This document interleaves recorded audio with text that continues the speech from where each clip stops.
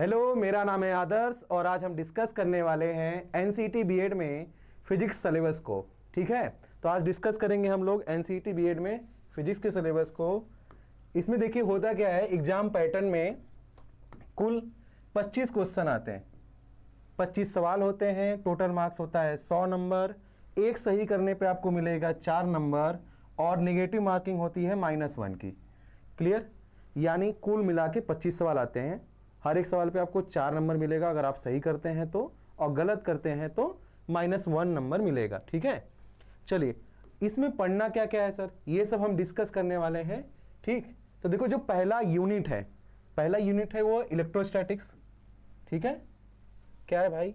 Electrostatics. ठीक है, यानी स्थिर वैद्युत। इसके अंदर क्या क्या पढ़ेंगे भाई? चार्जेस के बारे में पढ़ते हैं हम लोग, चार्जेस, उनकी वजह से इलेक्ट्रिक फील्ड। ठीक है, उसके बाद फोर्स ना, यानी आपने सुना होगा कूलम्ब्स लॉ, उसके बारे में पढ़ेंगे। ठीक है, और उसके बाद पढ़ेंगे electric field due to continuous charge. सही है ना, ढेर सारे चार्ज हो जाएं तो उसके वजह से किसी चार्ज पर कितना फोर्स लगता है।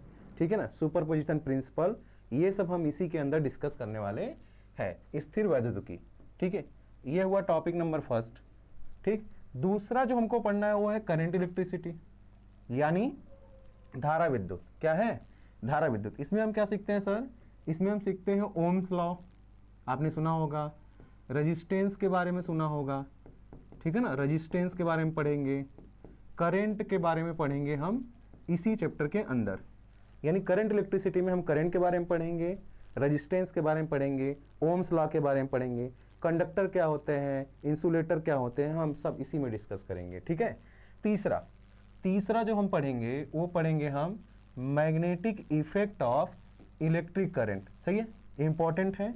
यानी इसमें क्या हुआ, एक्सपेरिमेंट हुआ कि धारा की वजह से किसी पॉइंट पर चुंबकीय क्षेत्र होता है, यानी करंट की वजह से क्या होता है, किसी पॉइंट पर मैग्नेटिक फील्ड होता है। हम इसी चैप्टर के अंदर डिस्कस करेंगे। क्या क्या डिस्कस करेंगे? धारा की वजह से, यानी करंट की वजह से फोर्स डिस्कस कर सकते हैं। सही है, करंट की वजह से चुंबकीय क्षेत्र यानी मैग्नेटिक फील्ड डिस्कस करेंगे, मैग्नेटिक फील्ड। ठीक, यानी मैग्नेटिक इफेक्ट ऑफ करंट। सही है, यानी धारा की वजह से क्या चेक करेंगे? Magnetic field. और मैग्नेटिक फील्ड है तो वहां पे अगर कोई एक और तार रख दें, सोचिए एक और तार हो या एक और आवेश हो, तो उस पर क्या लगेगा? एक बल लगेगा ना, क्योंकि चुंबकीय क्षेत्र एक क्या लगाएगा? बल लगाएगा। तो वहां पे हम फोर्स भी डिस्कस करेंगे। सही है ना, मैग्नेटिक फील्ड भी ना, ओर्स्टेड का प्रयोग हम इसी में सीखते हैं। सही है ना। ठीक, अगला है हमारा टॉपिक, यानी इसको क्या नाम हो गया?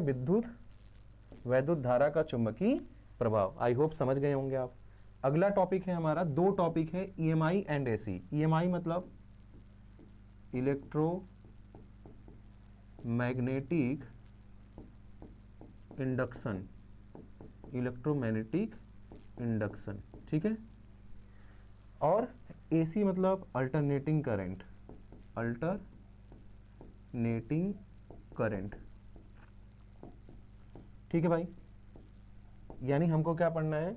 विद्युत चुम्बकीय प्रेरण और प्रत्यावर्ती धारा। हम इसमें विद्युत चुम्बकीय प्रेरण के बारे में पढ़ेंगे, जैसे इंडक्शन गैस चूल्हा होते हैं वो कैसे काम करते हैं, जनरेटर कैसे काम करता है, ये सब चीज़ें हम इसी के अंदर डिस्कस करेंगे। ठीक है, अल्टरनेटिंग करंट मतलब बैटरी देखो जो होता है वो डीसी होता है। अल्टरनेटिंग करंट जो हमारे घर में लाइट होता है वो कैसे फ्लक्चुएट करता है, क्या होता है? वर्ग माध्य मूल चाल। सही ना, यानी उसका मान क्या होता है। ठीक है, I0 की वैल्यू कैसे निकाली जाती है, हम एसी के अंदर इसको पढ़ेंगे। क्लियर? तो इलेक्ट्रोमैग्नेटिक वेव में हम जनरेटर वगैरह के बारे में पढ़ेंगे, कैसे फ्लक्स चेंज होता है मैग्नेटिक फील्ड के वजह से, और कैसे वहाँ पर ई यानी इलेक्ट्रोमोटिव फोर्स, ईएमएफ कैसे जनरेट होता है, वो हम सब डिस्कस करेंगे इसी के अंदर। ईएमआई एंड एसी के अंदर क्या डिस्कस करेंगे? अल्टरनेटिंग करंट, यानी जो हमारे घरों में लाइट आती है उसमें पोटेंशियल कैसे फ्लक्चुएट करता है, धारा कैसे फ्लक्चुएट करता है। आपको पता होगा, आपने इक्वेशन थोड़ा देखा होगा, तो I इक्वल टू क्या होता है? I0 sine omega T. सही है ना, I0 साइन ओमेगा टी। तो जो I होता है वो एक वेव फॉर्म में जनरेट होता है। ठीक है, अगला टॉपिक हमको जो पढ़ना है वो है EMW, यानी इलेक्ट्रोमैग्नेटिक वेव। इलेक्ट्रोमैग्नेटिक वेव, सही है, इलेक्ट्रोमैग्नेटिक वेव। यानी आपने सुना होगा कि लाइट एक इलेक्ट्रोमैग्नेटिक वेव है। लाइट क्या करती है, प्रोपेगेट करती है इलेक्ट्रिक फील्ड और मैग्नेटिक फील्ड के परपेंडिकुलर, सही है ना। आपने अगर थोड़ा बहुत जानते होगे तो आपने देखा होगा कि ये जो चीज़ होता है, ये तुम्हारा इलेक्ट्रिक फील्ड, ये तुम्हारा मैग्नेटिक फील्ड, और जो लाइट प्रोपेगेट करती है वो ये वाली लाइन दर्शाती है, एक्स एक्सिस। लाइट प्रोपेगेट कहाँ करती है, एक्स एक्सिस पे, ठीक है। तो ये लाइट प्रोपेगेशन है, ठीक है। यानी लाइट एक इलेक्ट्रोमैग्नेटिक वेव है। ये किसने प्रूव किया था, मैक्सवेल्स थ्योरी, सही है ना। मैक्सवेल ने बहुत सारा एक्सप्लेन किया था इस पे, ठीक है ना।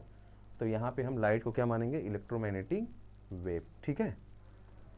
कोई दिक्कत, चलो विद्युत चुंबकीय तरंग के अंदर यही पढ़ेंगे। विजुअल लाइट्स रीजन पढ़ेंगे इसी के अंदर, विजुअल लाइट रीजन, ठीक है ना, कि उसका वेवलेंथ कितना होता है, उसका फ्रीक्वेंसी कितना होता है, सब कुछ हम इसी के अंदर डिस्कस करेंगे, ठीक है। कोई दिक्कत, चलो आगे बढ़ते हैं। तब आगे हमको क्या पढ़ना है, ठीक है। देखो आगे हमको पढ़ना है, ये अगर बात करें ऑप्टिक्स, क्या पढ़ना है भाई, ऑप्टिक्स पढ़ना है हमको, ठीक है। ऑप्टिक्स में दो चीज़ें पढ़नी होती, एक होता है रे ऑप्टिक्स ना, यहाँ पे आप लिख दो रे ऑप्टिक्स। रे ऑप्टिक्स के में क्या क्या पढ़ना पड़ता है, मिरर के बारे में पढ़ना पड़ता है। मिरर हो गया जिसमें हम कर्व मिरर के बारे में भी पढ़ते हैं ना, कॉनकेव, कॉन्वेक्स, ये सब चीज़ें हम कर्व मिरर में पढ़ते हैं, ठीक है।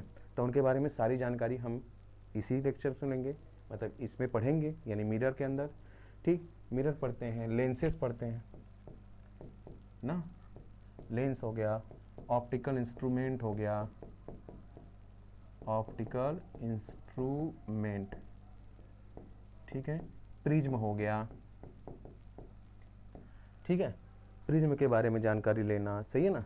रिफ्लेक्शन, रिफ्रैक्शन, ये सब हम कहाँ पढ़ेंगे, रे ऑप्टिक्स के अंदर, सही है। ये सारी चीज़ें उसी के अंदर आती हैं और बहुत अच्छे से हमको पढ़ना पड़ेगा, तभी हम सारे क्वेश्चंस का जवाब दे पाएंगे, ये जो 25 सवाल आते हैं, ठीक है।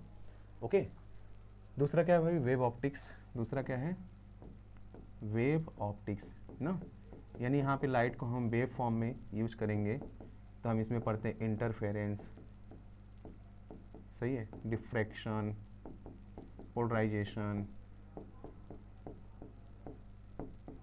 पोलराइजेशन, ठीक है, डिफ्रैक्शन, पोलराइजेशन, सही है ना, इंटरफेरेंस, ये सारी घटनाएं, यंग डबल स्लिट एक्सपेरिमेंट, ये सारी चीज़ें हम कहाँ पढ़ेंगे, वेव ऑप्टिक्स के अंदर। आई होप आपको समझ में आ रहा होगा कि रे ऑप्टिक्स में क्या पढ़ना होता है और वेव ऑप्टिक्स में क्या पढ़ना होता है। ये दोनों टॉपिक बहुत महत्वपूर्ण है, क्योंकि लाइट से रिलेटेड है और लाइट से रिलेटेड सारी जानकारी प्राप्त करना बहुत ज़रूरी है, ठीक है। आगे बढ़ते हैं, आगे हम क्या सीखेंगे भाई, अगला है हमारे पास मॉडर्न फिजिक्स, सही है ना। अगला है हमारे पास मॉडर्न फिजिक्स, जिसके अंदर हम क्या पढ़ेंगे भाई, photo electric effect, photo electric effect, ठीक है, फोटो इलेक्ट्रिक इफेक्ट, सही है ना। एटम्स, यानी अभी तक एटम्स में क्या क्या पता हुआ है, ये सारी चीज़ें इसी में पढ़ेंगे। Nuclei, radio active, radio active activity, radio activity, radio active elements, ठीक है, इसके अंदर हम पढ़ेंगे। रेडियो एक्टिविटी हो गया, ठीक है ना। ड्यूल नेचर ऑफ मैटर भी पढ़ेंगे ना, कि कोई भी पार्टिकल होता है वो wave form as well as particle form दोनों दिखाता है। जैसे इलेक्ट्रॉन को हम क्या करें, इलेक्ट्रॉन गन से उसको अगर एसेलरेट कर दें तो इलेक्ट्रॉन भी इंटरफेरेंस एक्सपेरिमेंट को दिखाएगा। ये मॉडर्न फिजिक्स में हमने प्रूव किया है, ठीक है। तो इसका मतलब electron as well as particle भी व्यवहार करता है, एज वेल एज वेव। यानी लाइट तो वेव और पार्टिकल की तरह व्यवहार कर ही रहा था, बट इलेक्ट्रॉन भी वेव और पार्टिकल की तरह व्यवहार करता है। तो यहाँ से कौन आया था, डी ब्रॉगली वेवलेंथ, वहाँ से हमको इक्वेशन मिली थी कि किसी पार्टिकल का वेवलेंथ कैसे निकाला सकता है अगर हम उसको स्पीड अप कर दें, ठीक है। ओके, आपने सीखा होगा लेमडा बराबर h/t, ठीक। आगे बढ़ते हैं भाई, एटम से न्यूक्लियर हो गया, लास्ट में है कम्युनिकेशन सिस्टम, थोड़ा कट गया है ये चीज़। लास्ट में हमको क्या डिस्कस करना है, जस्ट वेट,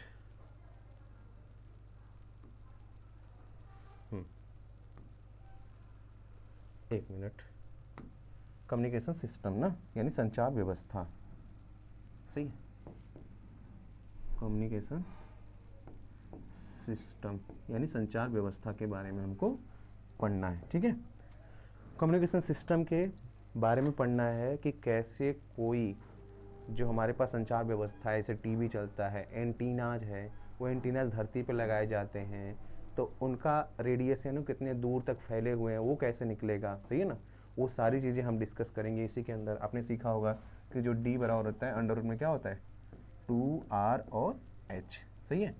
तो यहाँ पे h की वैल्यू रखेंगे और हमारा सब कुछ क्या हो जाएगा, डिस्कस हो जाएगा। तो this is the last topic यानी संचार व्यवस्था। आगे जो हमको पढ़ना है बस ये हो गया सारा सिलेबस। और अगर आपको NCET BEd की तैयारी करनी है तो हमारे श्योर सिलेक्शन बैच में ज़रूर जुड़िए अच्छी पढ़ाई के लिए, और हम उसमें आपको पढ़ाएंगे ये सारे सिलेबस जो हमने पढ़ा है। और ये रहा नंबर जिस पे आप कॉल कर पूछ सकते हैं 9651222407। इस पे आप कॉल करके NCET BEd के बारे में सारी जानकारी ले सकते हैं कि क्या है NCET BEd और हमको तैयारी कैसे करनी है। ज़रूर जुड़िए। थैंक यू सो मच यहाँ तक देखने के लिए।